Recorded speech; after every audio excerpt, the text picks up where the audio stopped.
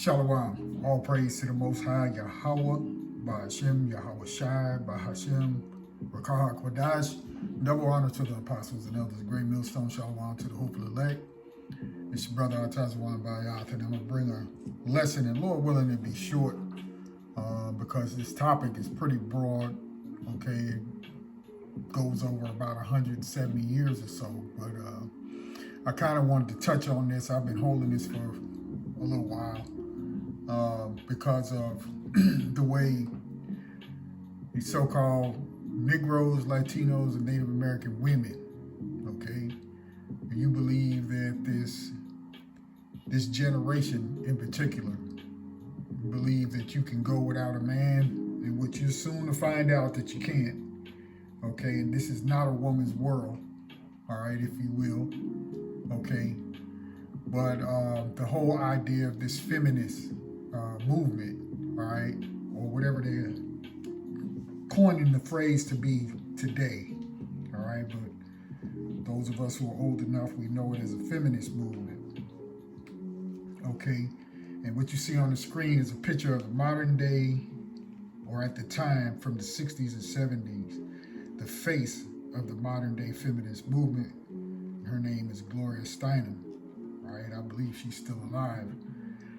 But I kind of wanted to touch on this just a little bit because this is the idea nowadays that, you know, women feel like they can just do their own thing, all right, without the leadership of a man in their life, you know, whether it be their husbands or the man in their life or even their fathers, because many of our own women, they reject the advice of their own fathers, okay, for what society has brought them up with, what MTV has given them, and BET, okay, and all these different wicked shows that they put on television and what they seeing on social media, okay, that you can get out there half naked or all the way naked, right, shake your behind and make you some money, and you can be independent and all of that kind of crap, all right. So the point being that this is a thing or a movement, if you will, here in America. Well, all abroad now, but here started in America back in the 1800s.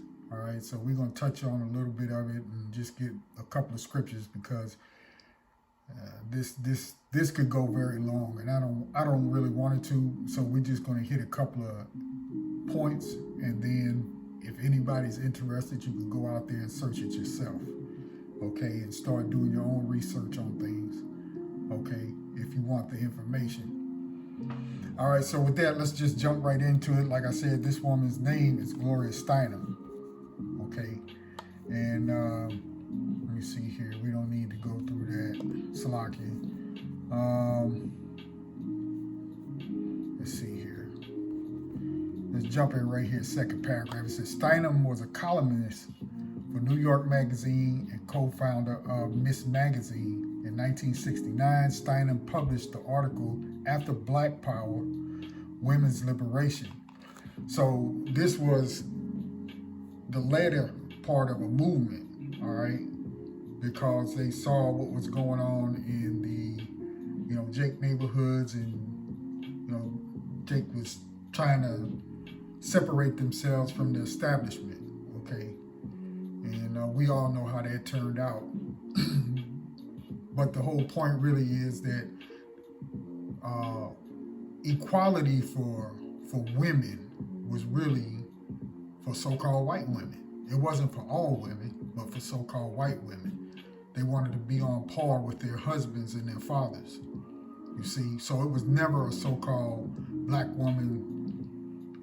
woman's movement, all right? That didn't happen until later in the years of the late 60s, early 70s, okay, where women so-called black women, tried to empower themselves against the establishment, okay? But that was also some,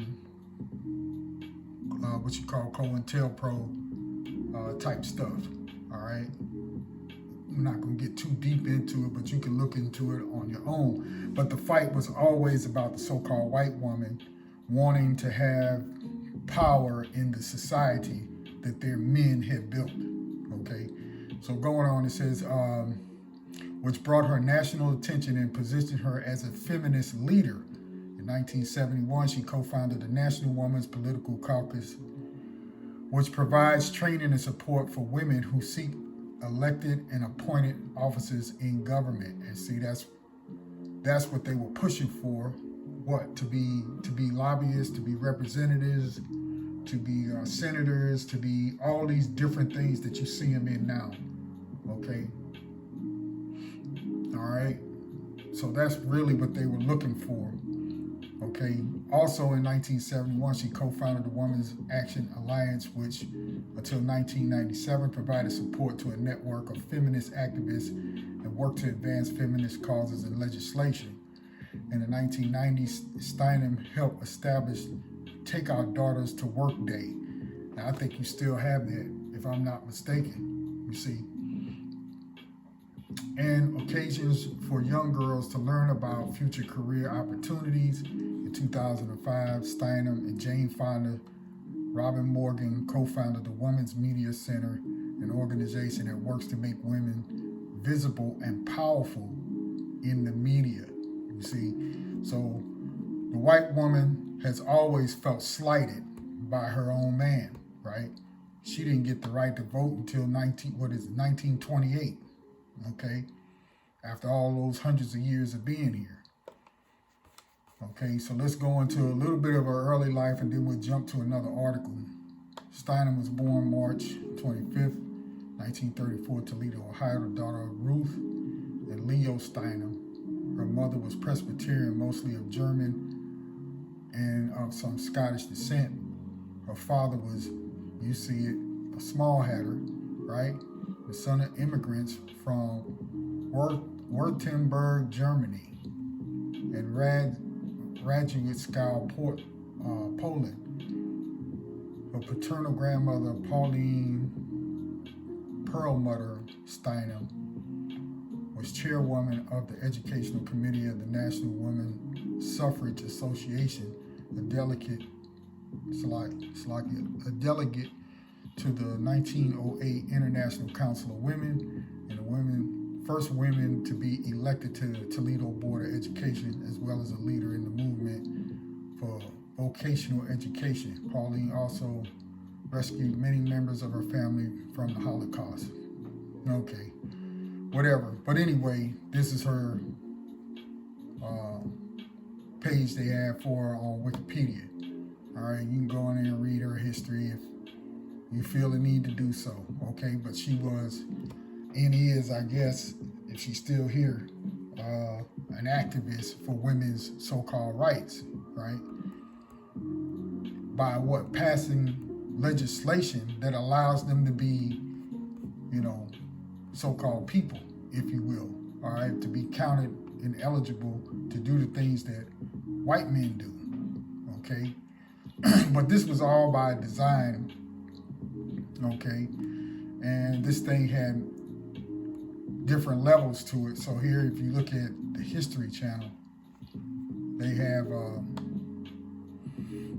a program here. I would imagine that's what it is. It's a program. It says, women are powerful and dangerous. What are the 4 waves of feminism? Okay, and they show it to you right here. The first wave, 1848 to 1920. Second wave, 1963 to 1980s. Third wave, 1990s. And fourth wave, present day. Okay. So you see that these here, they got a picture of, I don't know, looks like a Jake woman. I don't know. But anyway, when we go into this, you'll see here in this gallery, this image of these women, right? It says, we are voters out west. Why deny our rights in the east? Okay. So this was the beginning stages of so-called feminism in this country. Okay, the first organized movement aimed at gaining rights for American women. Okay, it's not talking about you women who were still in 1848. What? You were on a plantation, you were being used and abused, and under servitude, right? Slavery. So the feminist movement was not for you from the very beginning. See, but in today's world, you're so proud that you don't even know history. Okay? So let's go on just a little bit. It says, first organized movement aimed at gaining rights for American women effectively began in July 1848 with the convention of organized Elizabeth Cady Stanton and Luretta Mott in Seneca Falls, New York. Attendees signed the Declaration of Sentiments, which affirmed women's what? Equality with men. All right? And that's what I was getting at, was that they were basically angry at their husbands, their fathers, their grandfathers, and so forth for treating them like second-class citizens. You see? And then later on in history, okay, you get to the 1960s, even after all the amendments from the 1800s, you fast forward all the way up to the civil rights movement, so-called white women tied themselves to that, you see? That even Jake couldn't even have an amendment for themselves, that they had to find a way to bring themselves into that in order to use leverage to get what you have now. And that's women in all facets of business, banking, political arenas, right? On the job, their bosses, managers, right? Even to the world of sports. It's like in the 1990s, well, really, I guess you could say in the late 70s, you had a woman named, what was her name? Jake lady. There was a broadcaster on CBS.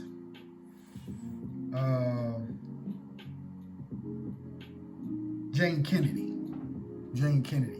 was one of the very first female broadcasters of color, that is, if you will, all right, that broke into sports. Because there was a time, for all those that are too young, where women were not on the playing field, they were not interviewing players, they weren't going in locker rooms, they didn't allow that. Okay? So that led to many other things.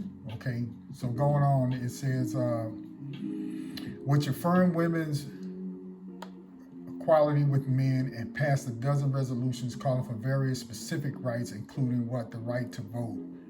Okay? Because women didn't have the right to vote. All right? Although the early women's rights movement was linked to abolitionism, passage of the 15th Amendment in 1870 angered some women's rights leaders who resented black men being granted suffrage before white women. And that's what they really had a problem with, was that Jake was allowed to vote before the white woman. Okay? In certain aspects, certain counties, or whatever the case may be. Okay? Similarly, the women's suffrage movement also largely marginalized or excluded black feminists like Sojourner Truth and Ida B. Wells, though ratification of the 19th Amendment in 1920 fulfilled the principal goal of feminist first wave, guaranteeing white women the right to vote. Black women and other women of color faced continued obstacles until passage. Okay, so they didn't get the right to vote until the late 1920s. All right, and here what do you see? Okay, it says second wave from 1963 to the 80s, but look at the women. Okay, there were no women of color. Now they get to the third wave of the 1990s. Okay, you had this whole thing debacle with this chick here, Anita Hill, all right, and Supreme Court Justice now, Clarence Thomas, okay? All right, but you can go into that and read that, the whole point being that the feminist movement was later hijacked by a certain group. Okay. Now, if we go over here again, you see the first title of it. It wasn't initially feminism, but it was called women's suffrage. All right, that's the way they referred to it. Okay. Like you see here, it says Women's Suffrage Parade in New York City, 1917, carrying placards with signatures of more than 1 million women, right? Women wanted to be have the same ability that their counterparts had, okay? So once again, you know, it wasn't meant for the so-called black woman to be involved or to adopt the attitudes that these women had. And these white women always found an angle, all right, to get themselves in position. And as you see here in some of the faces, they're all white women, okay?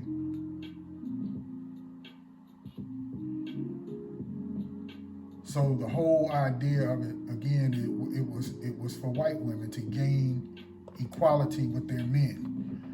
Now you will find later that there were those who were behind it, and how did they get behind it, or where did they get the resources to fight it? And this is where you enter who? The Rockefellers. Okay? Just like Spelman College down there in Atlanta, that was property owned by the Rockefellers, and is actually named after one of the Rockefeller wives, Spelman. Okay? So anyway, let's read a little bit of this. Okay? And as you see, it says how Rockefeller created feminism and enslaved humanity. Okay? And it says first wave feminism, and you can go back to that History Channel page that I showed you. You can read up on that, but we read the first phase of it, right, from the 1800s. Okay, first wave feminism has some good points and created some positive changes in society, but it's high time people realize that today's variety of feminism, okay, not talking about 150 years ago, but what you see today, which has produced nothing but disaster and despair and has sent Western civilization spiraling into decline, is at its foundation a Rockefeller creation designed to enslave humanity. All right? So it goes on and it says what? Because that's why you had from the 1960s. Because in the 1950s, Jake was coming up a little bit, ever since the 1940s after the Second World War. Okay? Jake began to prosper just a little bit, okay, with FDR's, what do you call it? They had special programs that began putting in place, right? New Deal, you can look that up, okay? And began putting in safety nets, okay, for so-called Americans, all right? So throughout the late 40s and 50s, I mean, it was still hard for Jake, but then, you know, Jake began to come up a little bit because you could get into some union jobs and so on. And a certain number of Jakes had gone to college and were able to become professors and so on and so forth. All right. But anyway, their design was what? We got to break up these homes. So you didn't start seeing that until the 60s with the implementation, welfare coming in, and the stipulations that they put on welfare recipients who were single mothers, okay, about not having a man in the house and so on and so on. So let's read a little bit more of this. So it goes on and says, people these days look at you like a weirdo if you talk about the fact that society was healthier before the advent of feminism. Much like anything else, the media, politics, and money have been used to warp people's minds and encourage them to actively embrace what is bad for them. Okay? Just like it says in the media, all these different platforms and so on, where women are allowed to sneak away and go film themselves doing all kind of stupid shit. Okay, and posting it up there for the whole world to see. Okay. Let's go on a little bit, and it says, in 50 short years since Rockefeller lobbied the feminist grenade into every American household, many women have lost touch with their natural loving instincts. Consequently, the family is in disarray, sexual depravity is rampant, and birth rates have plummeted. I will expand on the Rockefeller role, but first we need to remember that for a woman, love is an instinctive act of self-sacrifice. All right, let's just jump down a little bit here and kind of get to the point. Okay, right here, it says what? The big picture, the central bankers. You see that?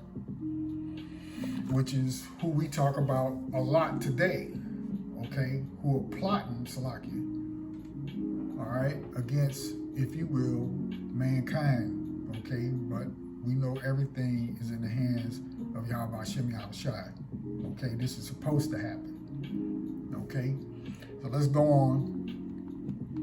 And it reads, people do not realize that feminism is mass indoctrination because they cannot identify the perpetrator, the means, or the motive. Recently, and this, I forget when this article, we'll have to look at, see when this article was first written, but it says here, recently Aaron Russo, the producer of Bette Midler's movie, An America, From Freedom to Fascism, identify all three, confirming that what I have been saying. While trying to recruit Russo for the CFR, Nicholas Rockefeller told him that his family foundation created women's liberation using mass media control as part of a long-term plan to enslave humanity. He admitted they wanted to, what you see right there, CHIP us. Google Rockefeller Foundation and Women's Studies and you'll get 500,000 citations, okay? So when we tell you that these banking families are the ones behind what you're seeing today, it's been known, it's been out there, okay? The hidden goal of feminism is to destroy the family, which interferes with state brainwashing of the young. Side benefits include depopulation and widening the tax base, displacing men in the role of providers, also destabilizes the family. Okay, and that was the whole thing, okay, was to get rid of the family unit, okay, because it's easy to attack you that way, okay? So let's go on here just a little bit, and it says a drastic paradigm shift is required to make sense of the world. The Rockefellers are part of a private world central banking cartel that also controls media, defense, pharmaceuticals, and other cartels.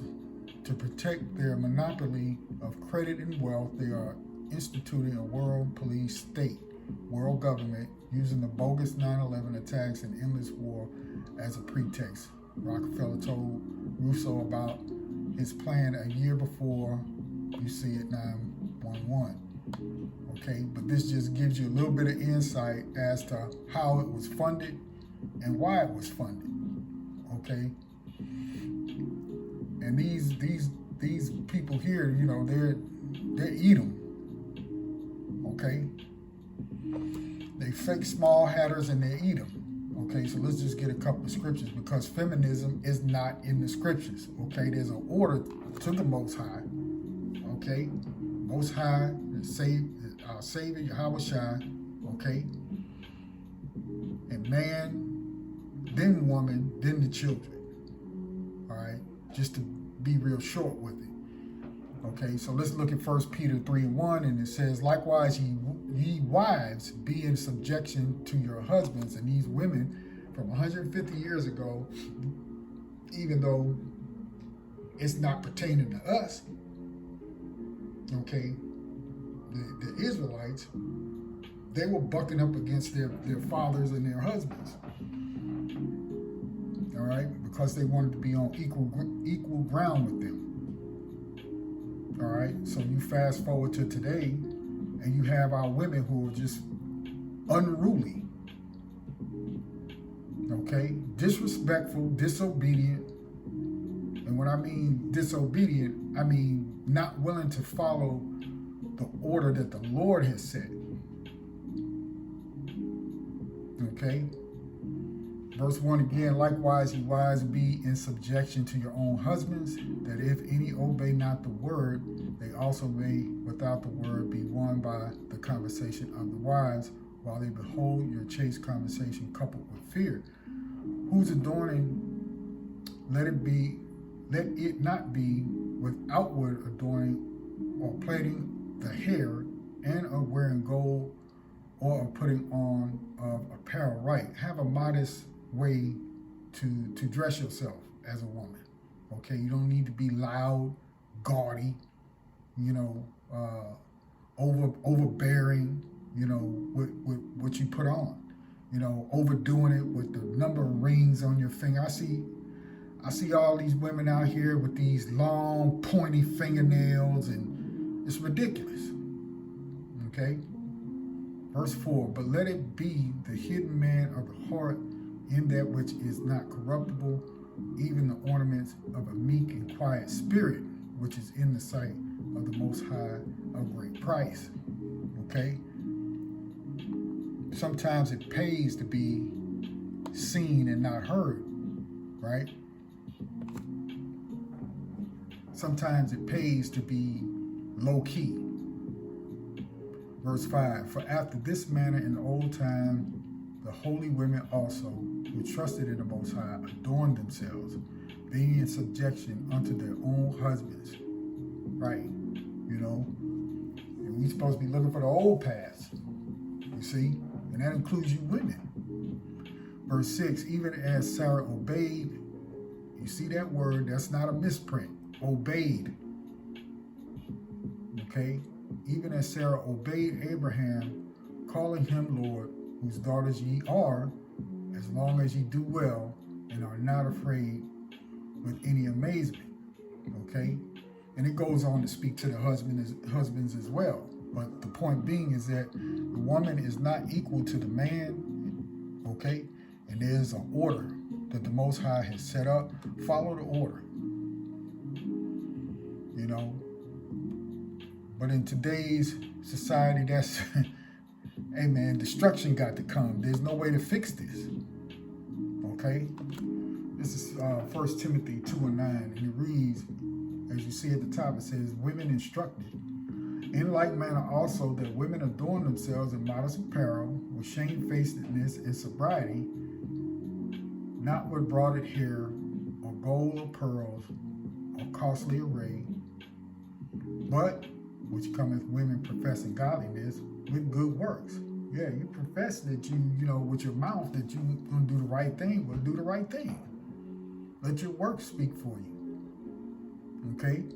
Verse 11, let the woman learn in silence with all subjection, but I suffer not a woman to teach, right? Nor to usurp authority over the man, but to be in silence. And that speaks back to what these women, their whole agenda was, they wanted a voice in society. There used to be a television commercial back in the 70s.